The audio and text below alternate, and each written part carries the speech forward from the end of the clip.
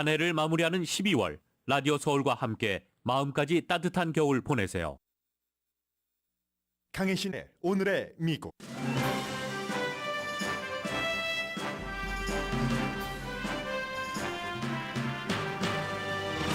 바이든 대통령이 멕시코시를 방문합니다. 2023년 첫 번째 외국 방문지로 잡았습니다. 한국 대우그룹이 트럼프 전 대통령이 대통령이었을 때 거의 2천만 달러를 대출했다 갚은 것을 포브스가 폭로했습니다. 영국 신문 가디언은 대우가 북한과 연관이 있는 기업이라고 상기시킵니다. 브라질이 삼바 축구로 영광을 되찾으면서 8강에 진출했고 한국은 16강에 그쳤습니다. 한국은 16강에 그쳤지만 확실히 존재감을 확인시켰다는 게 세계 축구 평론가들의 해석입니다. 조규성 선수는 셀틱과 곧 계약할 것이라고 여러 축구 전문 기자들이 보도합니다. 현재 모로코와 스페인의 지금 경기가 연장 전반이 방금 전에 시작됐습니다. 현재까지는 0대 0입니다. 조지아주에서 연방 상원 결선이 치러지고 있습니다. 오늘 승리한 사람은 누구라도 역사를 만들게 됩니다. 제너럴 일렉트릭이 역사상 최초로 뉴욕타임즈 신문 전체에 독점 광고를 합니다. 오늘 뉴욕타임즈를 보신 분들은 부동산면 전면과 대부분의 지면에 제너럴 일렉트릭 광고가 실린 것을 볼 수 있는데 미래형 광고고 미래형 사업입니다.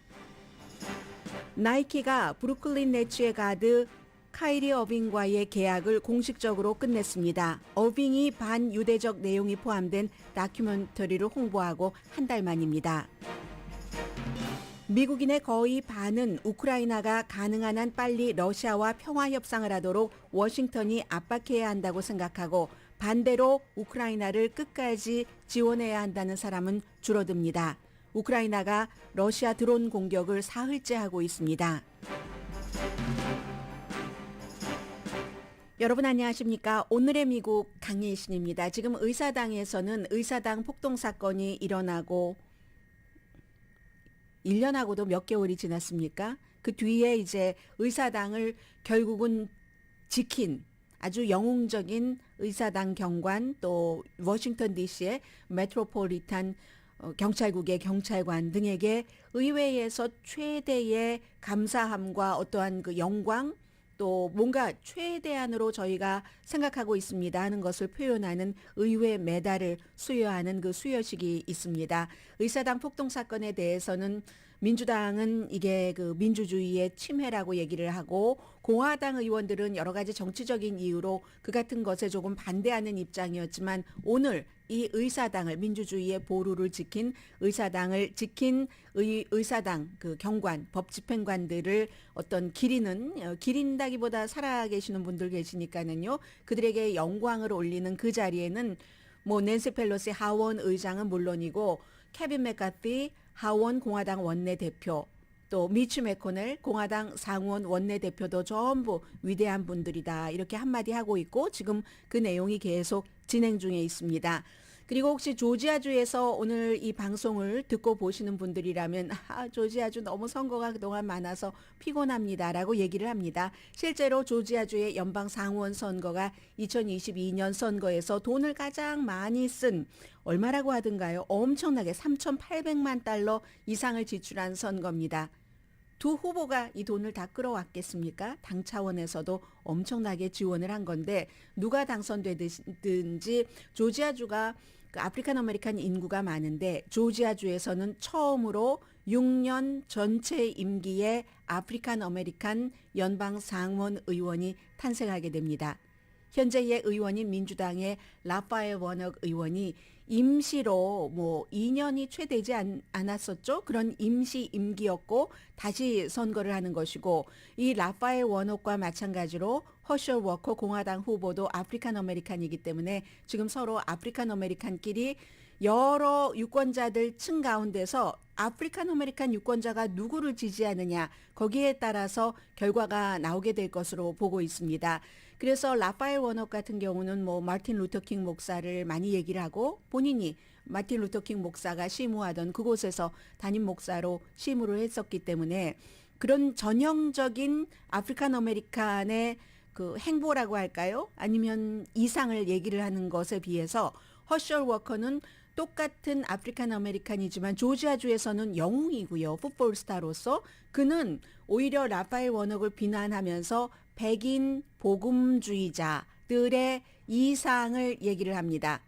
물론 흑인 복음주의자들도 있습니다. 이 사이에서 아프리칸 아메리칸 유권자들이 누구에게 투표를 할 것인가 너무나 투표 열기가 뜨거워서 2시간을 서 있었는데도 투표하지 못했다 하시는 분들도 계시고요. 사전투표에서는 당연히 민주당이 많았고 참가한 사람이 오늘 실제 현장 투표에서는 공화당 이제 유권자들이 많이 나오는 것이 뭐 당연한 것이죠. 그런데 누가 되든지 말씀드린 대로 두 후보 전부 아프리칸 아메리칸이기 때문에 조지아주에서 처음으로 아프리칸 아메리칸 6년 연방 상원 임기를 통째로 채우는 그런 그 역사를 만들 사람이 나오게 돼 있습니다. 그래서 뭐 굉장히 주목이 되죠. 왜냐하면은 이게 민주당이 뭐 어차피 다수당이라고는 하지만 그래도 한 명이라도 더 있으면 일하기가 쉬워질 뿐만이 아니라 미래를 볼 수 있기 때문에 그렇죠.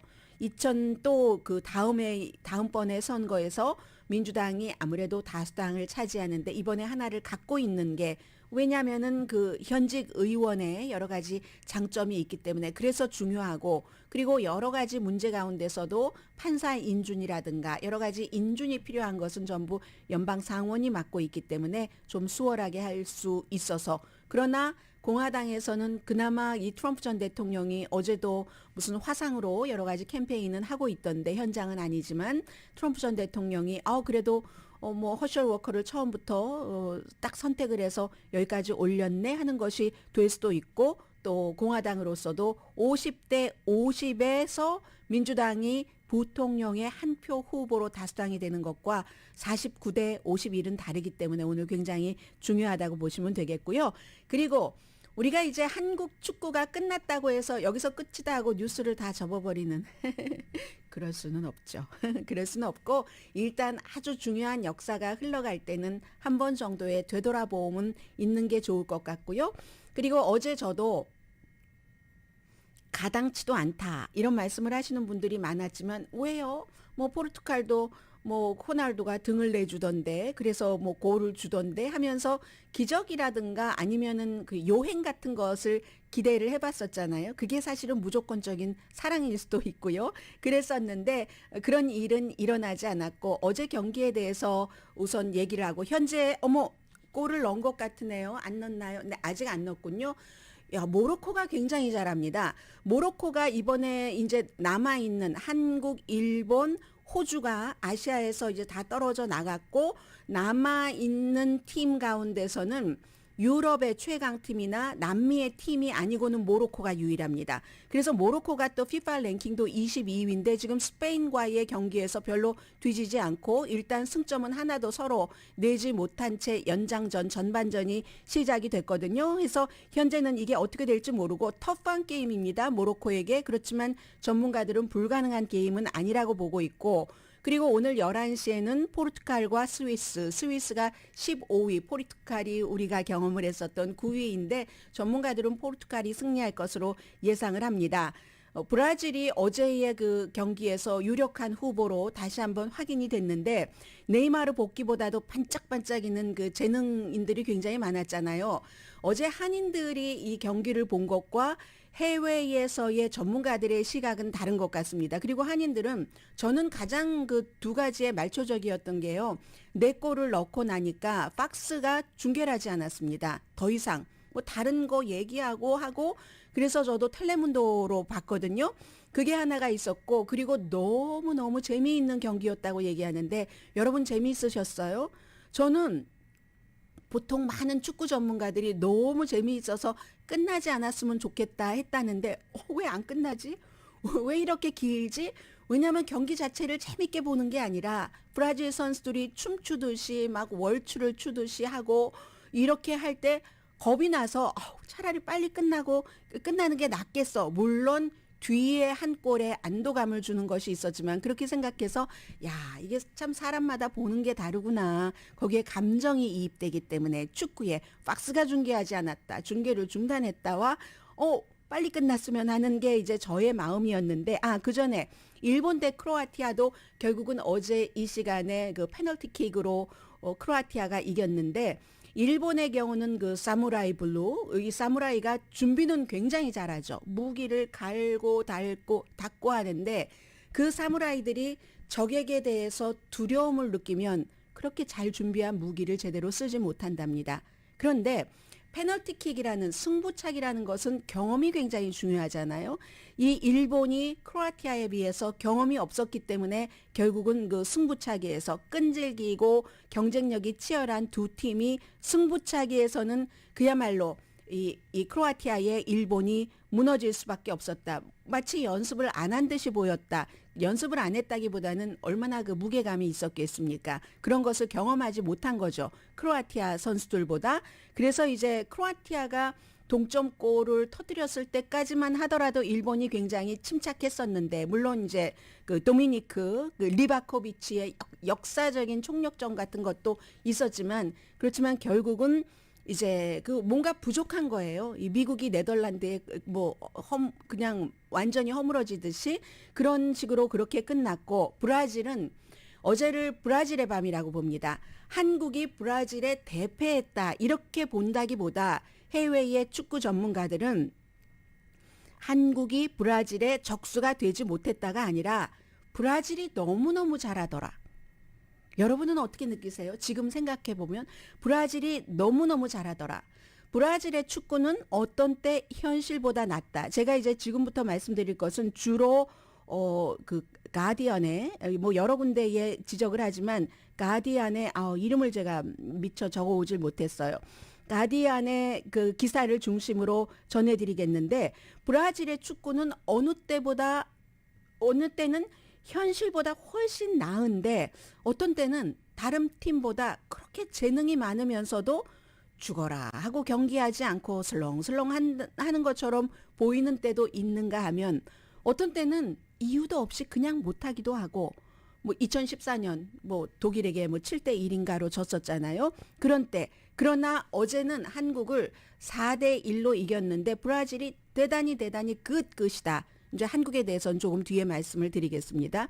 축구에서의 마치 특수 효과, 컴퓨터 게임 축구를 하는 것처럼 축구를 너무 잘해서 보고 나면은 완전히 샤워하고 담배를 피워야지 될 그럴 정도, 그 정도로 완전히 그 질퍽하게 축구라는 것이 단순한 쾌락이잖아요. 엔터테인먼트. 어제 그 FIFA 그 회장 딱 보니까 아주 만족스러워하는 표정이던데 그런 단순한 쾌락을 너무나 질펀하게 즐기게 했었기 때문에 세상에서의 걱정을 조금 뒤로 하고 격렬한 축구의 기쁨으로 빠져들게 브라질이 했다.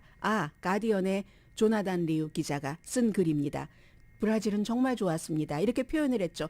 처음 그 40분은 한 그 월추를 추는 것처럼 올해 브라질 선수에게서 못 보던 경기를 제가 좋아하는 비니시우스 주니어 처음에 골 넣고 네이마르는 너무 유명하고 그 히샬르리송 발음하기도 힘들어요. 저는 루카스 파케타 그리고 하피예냐 이런 선수들 그 히샬르리송이 공을 머리 위로 3번 드리블하고 내려놓고 다시 또 찾고 냉정하게 마무리하는데 그런 데를 어떻게 사람들이 잘한다라고 한국 선수가 못했다고 할 수 있겠습니까? 비니스 주니어의 그 작은 크로스로 이어져서 통렬한 최후를 기록을 하죠.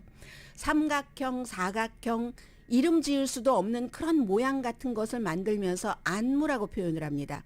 그렇게 준비한 안무로 장식을 한 그 스텝 오버 등등 이런 것. 관객들도 브라질 관객들도 막 응원을 하는데 한국을 굴욕 주려는 게 아니라 어떻게 이렇게 재미있는 경기가 빨리 끝나기를 우리는 바랄 수가 없어 하는 그런 표정이었다고 얘기를 하고요. 이게 바로 이 축구라는 것이 영국의 학교 운동장에서 만들어졌지만 시작은 거기지만 완성은 저쪽 끝에 브라질의 초원, 브라질의 해변이라는 것을 상기시켰다고 얘기를 합니다. 네이마르가 2014년, 18년, 22년 이제 세 번 다 월드컵에서 득점한 세 번째 브라질 선수가 됐고 어제 이제 영국에서 만들어진 그런 축구가 상파울로 한 병원에서 82세의 암 환자가 조용하게 아주 그 노란색 셔츠의 소용돌이 속에서 고개를 끄덕끄덕하는 것을 상상할 수 있게 됐다. 이렇게 얘기를 하죠. 펠레는 4번 넣었잖아요. 그래서 8회 연속 월드컵 8강에 진출하고 나중에 여러분들 다 보셨을 겁니다. 선수들이 배너를 만들어 가지고 나왔는데 너무 화려하지 않고 오른편에 펠레의 얼굴이 있는 아마도 그 브라질의 그 축구의 그 역사, 축구를 완성한 그 역사에 펠레에게 헌정을 하는 거잖아요. 그게 아주 적절했다. 이렇게 표현을 했고요. 가디언의 스포츠 기자가 한국은 후반 76분에 백승호가 뚫은 그 한 골은 장관이었다. 아주 깔끔했죠. 마지막으로 좀 안도를 했고 뒤늦기는 했지만 골키퍼가 너무 잘하니까 뭐 골키퍼가 몇 개를 걷어냈잖아요. 알리송이 최고의 골키퍼니까 뭐 최고의 골키퍼와 네이마르 그리고 마주 신의 반짝반짝 빛나는 선수들이 있는 그런 이제 브라질이기 때문에 그게 바로 이제 한국팀이 처음에 벌써 딱 오늘 긴 밤이 될 것이다라고 예감하는 순간이었을 것이라고 얘기를 합니다. 그렇지만 우리 한국팀의 한 골은 영원히 기억될 것이다. 한 골은 넣고 아시아의 마지막 팀도 이 16강전에서 졌는데 포르투갈에 이기고 한국으로서는 이 영국의 기자는 그렇게 표현합니다. 포르투갈에 이기고 한국 선수들이 오랜 동안 휴대폰을 이렇게 보면서 가나와 우루과이에서 어떻게 해야지 되지 하는 그런 것도 기억할 만한 장면이고 손흥민 선수가 2026년도 월드컵 할 때 20이래요. 제가 무슨 얘기하는 겁니까? 34살인 줄 알았는데 33살이네요. 생일 때문에. 그리고 조규성 선수는 진정한 재능을 발견했다라고 표현들을 합니다. 셀틱과 그 스코틀랜드 셀틱과 계약하는 것이 거의 확실한 것 같아요. 아마 다른 여러 곳에서도 러브콜을 보냈지만 셀틱과 현재로서는 계약하는 것 같다 하는 게 가디언의 보도입니다. 그리하여 이제 브라질은 코스타리카와 8강전을 치르게 되는 거고요. 코스타리카도 뭐 기술적으로 재능 있는 선수들이 많고 브라질처럼 경험이 많으니까 아무튼 그렇다는 것. 그리고 지금 남미나 유럽의 전통적인 축구 파워 베이스가 아닌 유일한 팀인 모로코가 스페인에게 FIFA 랭킹에서도 한참 뒤지는데 지금 이제 그 전반 연장전에서 아직 양 팀이 다 골을 내지는 않고 있다는 것 말씀드리고요. 그리고 포르투갈과 스위스 말씀드린 대로 포르투갈이 이길 것으로 예상된다고 얘기를 하고 브라질은 아무튼 이로써 어제로서 유력한 후보가 됐고 네이마르 복귀보다도 아주 반짝이는 그 재능가들이 출연했다는 것. 그리고 한국도 역시 다음에 4년 뒤에는 더 큰 것을 그 바라볼 수 있다는 뭐 조규성 선수 같은 경우도 뭐 유럽 리그에 가서 열심히 4년 동안 연습하면 그때 한국이 더 자산이 되는 것 아닐까요?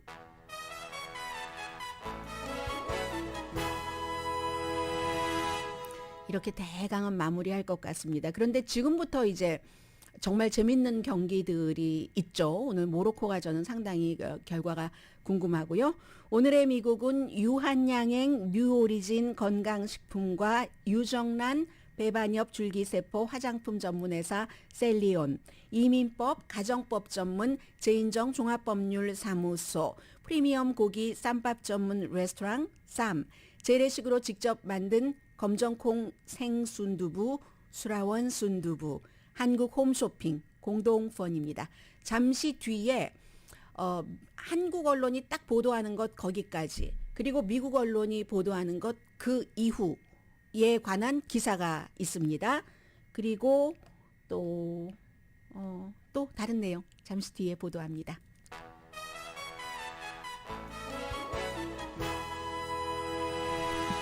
라디오 서울 방송 오늘의 미국 듣고 계십니다. 여러분들 저희 그 라디오 서울 방송에서 이제 특별히 뭐 나는 가수다 이런 프로그램 하는 것 알고 계시죠? 다음 주 금요일입니다. 그래서 이제 그와 관련해서 지금 뭐 촬영도 한다고 해서 제가 이 촬영하러 와주신 전문가 두 분께 그럼 손은 들어야지 되나요? 하니까 촌스럽다고 하지 말라고 그랬어요.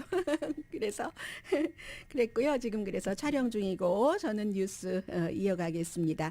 한국의 대우그룹이 트럼프 전 대통령에게 거의 2천만 달러를 융자한 게 잡지 포브스가 폭로를 했고 그리고 이제 이 내용은 영국의 가디언을 포함을 해서 많은 해외 언론도 보도를 하고 있습니다. 정확하게는 1980만 달러입니다. 임기 5개월 반 만에 이 융자받은 모든 것을 다 갚았다고 하거든요. 그런데 어떤 형태로 누가 이 돈을 갚았는지 물론 트럼프 전 대통령처럼 돈 많고 하는 사람들에게는 거의 2천만 달러 정도 큰 돈은 아니지만 왜 그랬을까? 그리고 그렇게 2천만 달러씩 융자를 받는 것이 비밀이 아닌데 왜 이걸 비밀로 유지했을까? 이제 포브스는 그런 면을 지적을 했고요. 임기 5개월 반 만에 430만 달러만 남겨두고 1980만 달러의 대부분 이상을 갚은 거죠. 그런데 이제 영국 신문 가디언과 포브스는 역시 이 말하자면 대우가 당시에 1990년대는 한국에서 유일하게 북한과 사업을 하도록 허가를 받은 그런 그 기업이다라는 것을 강조를 합니다. 그리고 이 같은 내용이 이제 대통령에 출마할 때를 전후로 해서 그리고 대통령이 되고 나서도 충분히 공개적으로 발표가 됐었어야지 되는 자료인데 왜 이것을 숨겼는가? 그럼 여기는 어디서 나왔는가? 포브스는 어떻게 알고 보도를 했는가?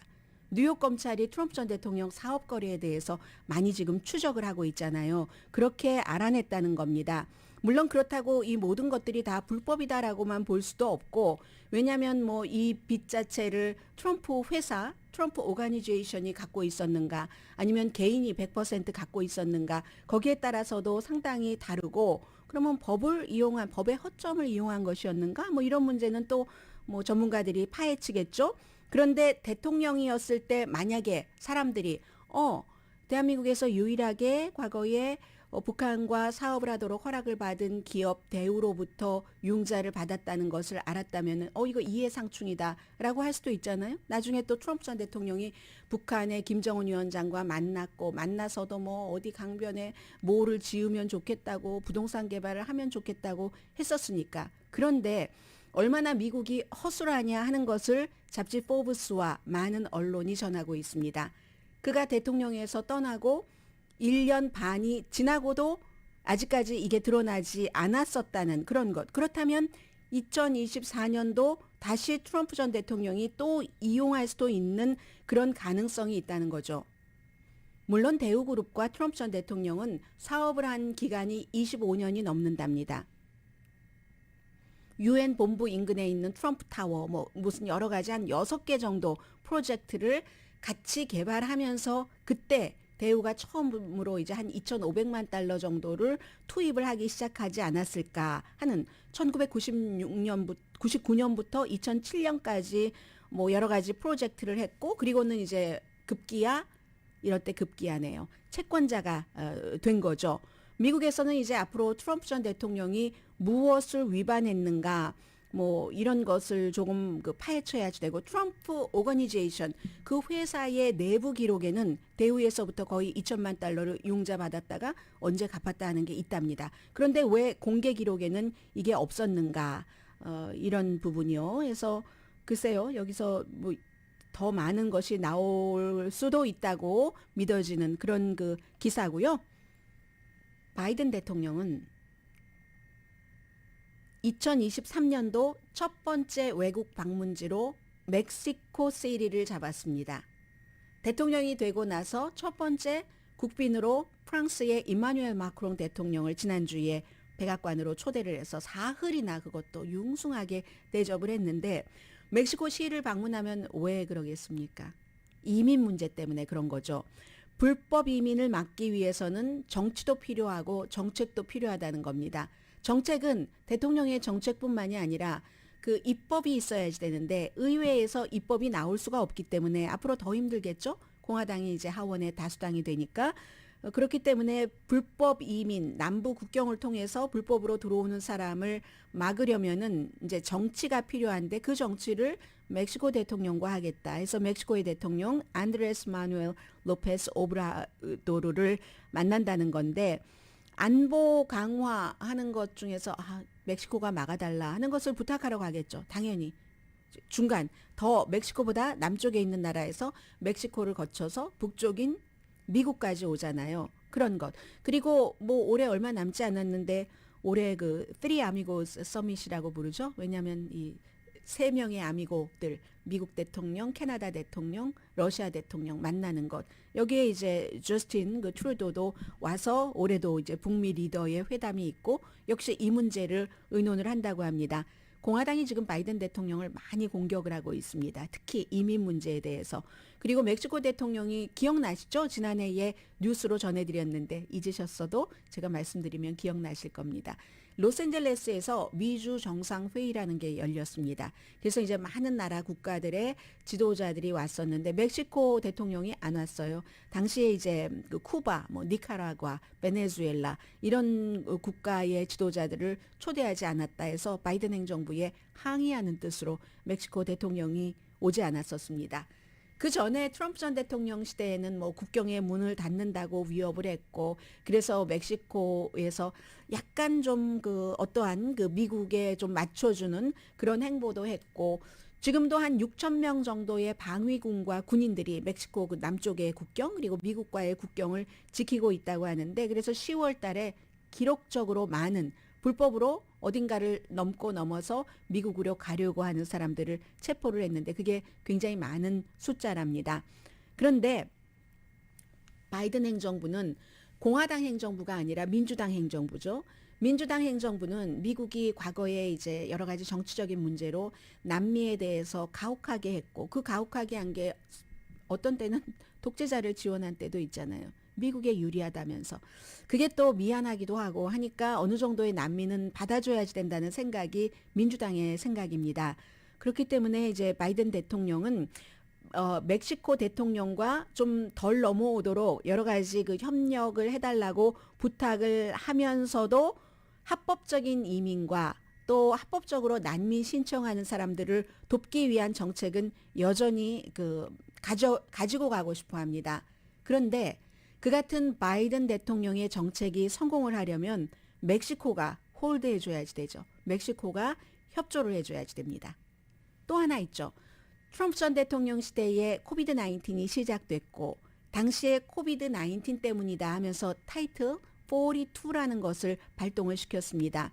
이 42가 이제 보건상의 문제로 남쪽에서 오는 사람들을 국경 넘어오는 사람들 받아들이지 않는 것. 이걸 이제 끝내기 12월 21일에 끝내기를 하거든요. 그러니까 이제 이런 끝내기 하는 것에 대한 여러 가지도 이제 내년에 지금 열심히 일을 하고 있고 나아가서 이민에 대한 전체적인 그림은 멕시코 대통령을 만나서 멕시코 시티에서 하겠다 하는 얘기입니다.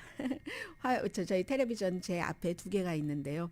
오른쪽에는 저의 입장에서 오른쪽 화면에는 뉴스가 지금 진행되고 있고 왼쪽 화면에는 경기가 진행되고 있는데 모로코와 스페인이 여전히 지금 119분 26초거든요. 그러니까 여러분들 계산해 보시면 연장전 지금 시간 나오죠. 아직도 0대 0을 기록하고 있습니다. 잠시 뒤에 뵙겠습니다. 제가 다 떨려요. 제가 다 떨립니다.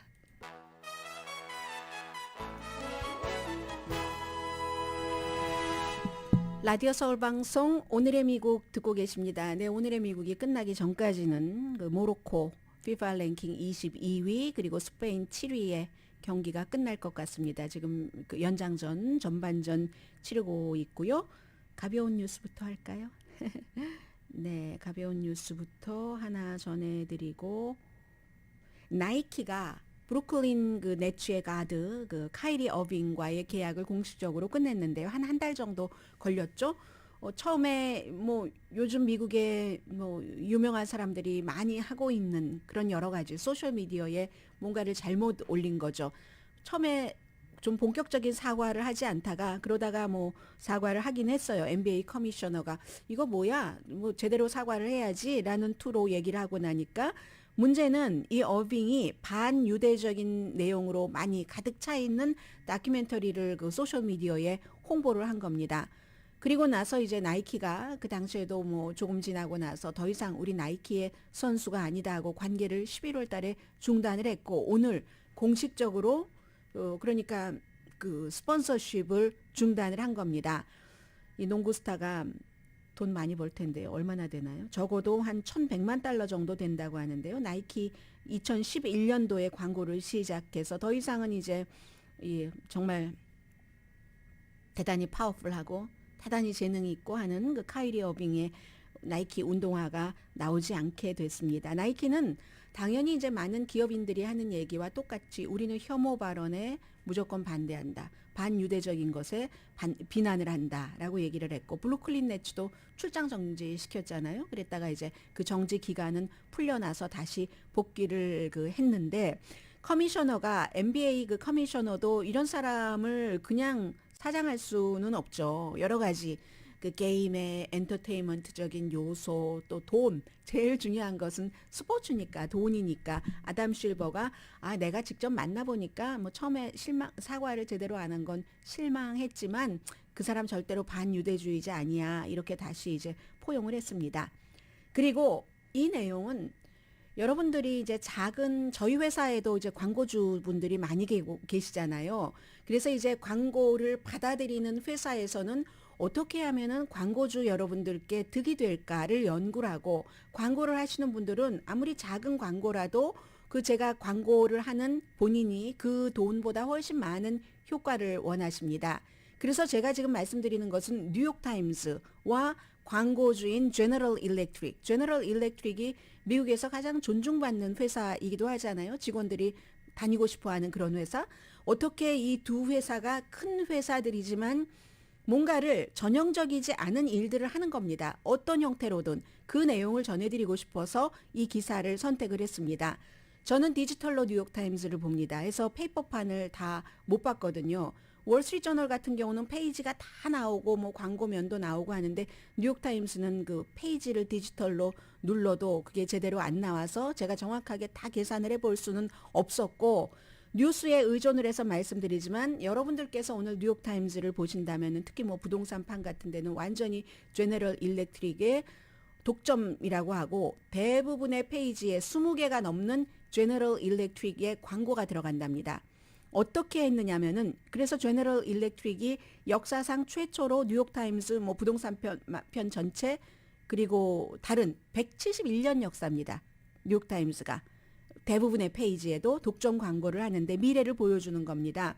어제 저녁에 이제 두 회사의 CEO들이 그 신문을 인쇄하는 곳에 가서 직접 보기도 하고 했다고 하는데 뉴욕타임스의 제너럴 일렉트릭이 지난 10년 동안 광고를 했는데 당연히 뭐 이거 7자리 숫자의 광고인데 회사를 3개로 분할하면서 이게 다 승인을 받아서 제너럴 일렉트릭 헬스케어, 제너럴 일렉트릭 항공, 제너럴 일렉트릭 베노바 에너지죠.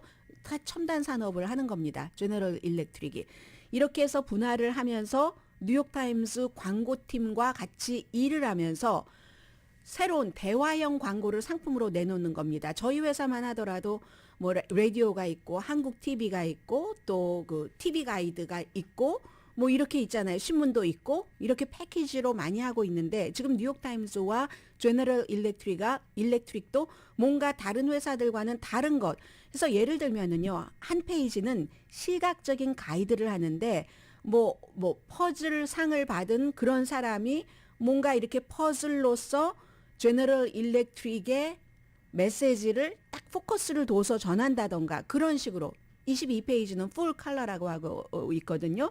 해서 뭐 그리고 신문 자체도 오늘 뭐 제너럴 일렉트릭 로고가 들어가게 이렇게 다 랩핑을 했다고 하는데 데스크탑과 그 모바일 홈페이지에도 역시 이게 광고가 나오고 있고요. 제너럴 일렉트릭이 추가로 뭐 50만 부를 샀는지 어떻게 했는지 이걸 이제 뉴욕의 지하철이라던가 아니면 뭐 나스닥 증권시장 뭐 페리역 같은 데에다가 오늘 놓는다고 하거든요. 회사를 분리하면서 타이밍이 대대적으로 광고를 하는 겁니다. 두 회사가 파트너십이 돼서 2015년도에도 제너럴 일렉트릭이 그 버추얼 리얼리티 상품 뉴욕타임즈가 파이낸셜 타임즈와 함께 이 버추얼, 이 디지털에서 정말 다른 회사들 다 돈 못 벌고 마이너스 나고 있는 때부터 돈을 많이 벌기 시작했잖아요. 그 같은 광고를 시작을 했고 2018년도에는 제가 좋아하는 일요 매거진 광고. 일요 매거진에는요 텍스트가 별로 없잖아요. 사진인데 그 사진이 아트지로 막 향기도 좋고 하니까 막 제가 디지털로 보다가 일요파는 이제 그 페이퍼로 보고 하는데 그 거의 텍스트가 없지만 사진으로 많은 것을 보여주는 여기도 이제 제너럴 일렉트릭이 광고를 시작했잖아요. 이런 얘기를 합니다.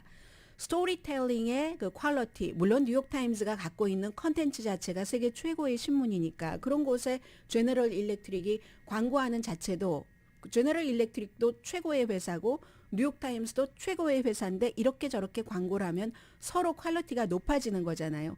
단순한 그냥 광고가 아니라 컨텐츠도 판타스틱하고 광고 내용도 그러면 더 판타스틱할 수 있도록 뉴욕타임스의 광고팀과 제너럴 일렉트릭의 그 직원들 또 그 광고 전문가들이 함께 모여서 이렇게 일을 한다. 그러니까 제가 말씀드리고 싶은 것은 큰 회사 작은 회사 구분 없이 그리고 뭐 돈을 얼만큼 드리느냐와 상관없이 어떠한 어려운 상황에서도 뭔가 탈출구를 찾는 거예요.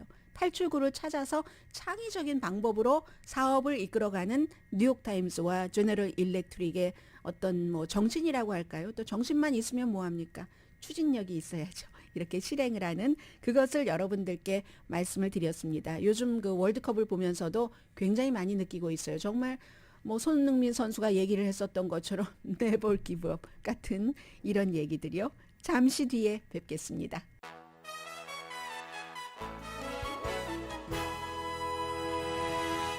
라디오 서울 방송 오늘의 미국 듣고 계십니다. 아니 이게 웬일입니까? 이 모로코가요. FIFA 랭킹 22위인데 스페인과 점수를 하나 또 내주지 않고 동점으로 연장전까지 끝내고 지금 승부차기에서 2대 0입니다. 어제 그 유지승 그 앵커가 설명을 해주셨잖아요. 5명씩 하고 그래도 점수가 똑같으면 뭐 그 다음에 이렇게 한다 했는데 지금 제가 몇 명까지 했는지는 알 수 없고 아마 끝나면 유지승 앵커가 알려주실 것 같아요. 지금 모로코가 스페인과의 승부차기에서 2대 0 저는 일단 뉴스를 하고 있겠습니다. 야, 이 정도 되면은 스페인의 어깨도 굉장히 무겁죠. 한 골 지금 들어갔습니다. 네, 한 골 들어가서 이 정도면은 와, 모로코 3대 0. 모로코가 3대 0입니다. 파이널 해서 모로코가 스페인이 하나도 집어넣지 못하는 사이에 모로코가 승부차기로 3대 0으로 이겼습니다. 스페인을. 이런 일이 일어날 수 있는 거네요. 그래서 이제 월드컵이라는 것이 대단한 것이고 말씀드린 것처럼 이 모로코의 경우는 유럽의 그 강국이나 아니면 남미의 축구 강국이 아닌 상황에서 FIFA 랭킹에 많은 격차를 누르고 스페인을 승부차기로 이겨서 지금 8강전에 가게 됐는데 그렇게 되면은 모로코가 어디랑 경기를 하냐면요. 모로코가 오늘 11시에 포르투갈과 스위스가 경기를 해서 포르투갈이 9위, 스위스가 15위인데 경기를 해서 이긴 팀과 토요일에 로스앤젤레스 시간으로 아침 7시에 경기를 하게 됩니다. 처음부터 모로코를 많은 곳에서 그 포커스를 두고 봤죠. 왜냐하면 모로코가 그 F조잖아요. 모로코하고 웁니다. 지금 관중이 울고 있는데 크로아티아가 이 F조에서 올라갔는데 벨기에를 꺾었잖아요. 캐나다야 일찌감치 뒤로 나갔다 하더라도 벨기에를 꺾은 이런 팀 해서 올해의 현재까지의 굉장한 이런 어떤 그 아시아 팀은 세 팀이 16강에서 결국은 머물렀어야지 됐고 모로코가 여기에 이렇게 올라간 그런 점들이 굉장히 지금 주목받아야지 될 점이다라고 말씀드릴 수 있고요. 양쪽 그 감독들 전부 인사했고 얼마나 좋겠습니까? 모로코 선수들 선수를 들어 올리고 또 들어 올리고 이렇게 많이 중계하면 안 돼요. FIFA의 규정에 맞는 정도까지만 하겠습니다.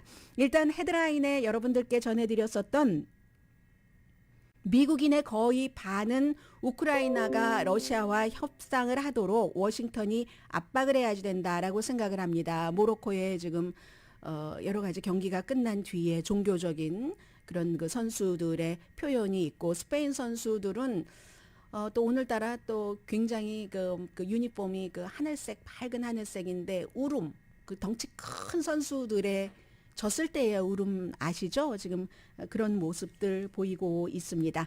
미국인의 거의 반은 그렇게 평화 협상을 하도록 워싱턴이 압박해야지 된다라고 생각을 하고, 그런데 이게 그 압박을 해야지 된다 하는 게 7월 달보다 좀 늘어났습니다. 그리고 반대로 우크라이나가 필요할 때까지 계속 지지를 해야지 된다 하는 것은 7월 달에 비해서 10%나 줄어들었거든요. 아직도 기본적으로는 민주당이 더 많이 끝까지 지원을 해야지 된다. 61%, 공화당은 3분의 1만 그렇게 생각을 하는데 이것도 7월 달보다 많이 그 줄어들었고요. 또 그렇지만 뭐 무기 지원이나 경제적인 지원, 또 우크라이나 난민이라든가 난민을 받고 러시아를 제재하는 거, 여기에 대해서는 미국 사람들이 대부분 이상이 지금 지지를 하고 있고요. 11월 달에 여론조사를 했는데 입소스가 그 시카고 카운슬 온 세계문제연구소의 의뢰를 받아서 조사를 했고, 11월 18일부터 20일까지 미국 50개 주에서 1,030명을 대상으로 플러스 마이너스 오차 범위는 3%포인트인데 여기도요. 어느 뉴스를 보느냐에 따라서 사람들이 생각이 다릅니다.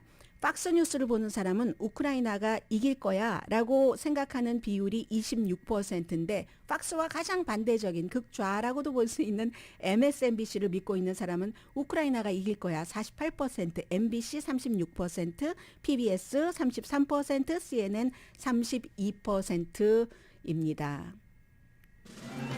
오늘의 미국은 유한양행 뉴오리진 건강식품과 유정란 배반엽 줄기세포 화장품 전문회사 셀리온, 이민법 가정법 전문 제인정 종합법률사무소, 프리미엄 고기 쌈밥 전문 레스토랑 쌈, 재래식으로 직접 만든 검정콩 생순두부 수라원 순두부, 한국 홈쇼핑 공동폰이었습니다. 10시에 좋은 아침 좋은 하루 방송됩니다. 네, 이긴 선수들에게 박수를.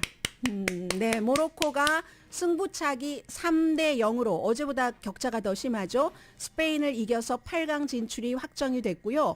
그러면 지금까지 이제 16강에서 나온 기록을 보면 브라질이 어제 한국과 경기에서 4대 1이었잖아요. 4골이 처음 나왔고 오늘 승부차기 3대 0으로 모로코가 8강에 진출을 했습니다.